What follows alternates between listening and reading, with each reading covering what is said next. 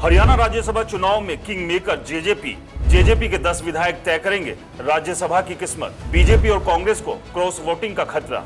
10 विधायकों को एक साथ ला पाएंगे दुष्यंत चौटाला।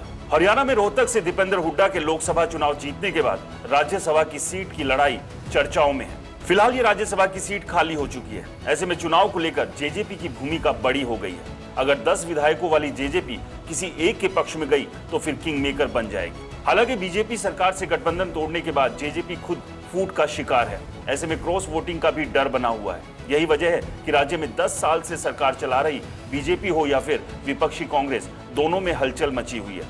बीजेपी के पास अपने 41 और एक निर्दलीय और एक हलोपा मिलाकर 43 विधायक है, तो वहीं कांग्रेस के पास 29 अपने और 4 निर्दलियों का समर्थन है। इसके अलावा जेजेपी के 10 और एक इनेलो विधायक है।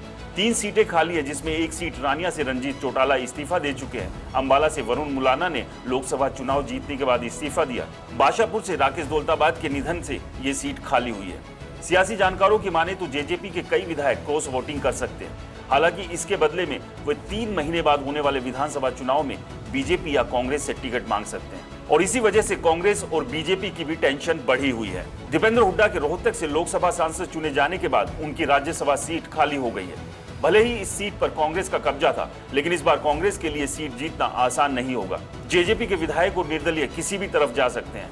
वरुण चौधरी के अंबाला लोकसभा सीट से सांसद बनने के बाद सदन में अभी कांग्रेस के पास 29 विधायक ही बचे हैं। मौजूदा स्थिति में बीजेपी के पास ज्यादा विधायकों का समर्थन है।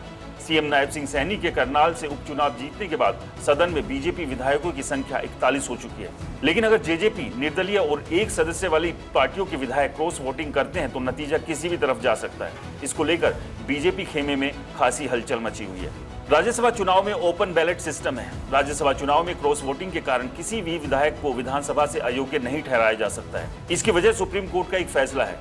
सुप्रीम कोर्ट ने 22 अगस्त 2006 को कुलदीप नैयर बनाम भारत संघ और अन्य के मामलों में अपने फैसले में कहा, यह तक कि राज्यसभा के लिए चुनाव में मतदाता के अभिव्यक्ति के अधिकार पर खुले मतदान से असर पड़ता है, मान्य नहीं है, क्योंकि एक निर्वाचित विधायक को किसी विशेष तरीके से मतदान करने के लिए सदन की सदस्यता से अयोग्य नहीं ठहराया जा सकता है। वह अधिक से अधिक जिस दल से संबंधित है उस राजनीतिक दल की ओर से की जाने वाली कार्रवाई का सामना कर सकता है। हरियाणा में मनोहर लाल खट्टर की अगुवाई में बीजेपी जेजेपी गठबंधन की सरकार चल रही थी। लोकसभा चुनाव से पहले सीट शेयरिंग को लेकर जसपा और भाजपा में गठबंधन टूट गया, जिसके बाद जेजेपी 10 विधायकों के साथ सरकार से अलग हो गई। बीजेपी के पास 41 विधायक थे। उन्होंने 5 निर्दलीय और एक हलोपा विधायक को साथ लेकर सरकार बना ली।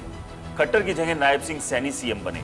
तो अब ऐसे में देखना दिलचस्प होगा कि राज्यसभा चुनाव में जेजेपी का रोल किस तरह से रहता है। क्या जेजेपी के 10 के 10 विधायकों को दुष्यंत चौटाला एक साथ लाने में कामयाब हो पाएंगे या फिर टूट और फूट का सामना कर रही जेजेपी के विधायक क्रॉस वोटिंग करेंगे? इसको लेकर आपकी क्या राय है, हमें कमेंट्स कर जरूर बताएं।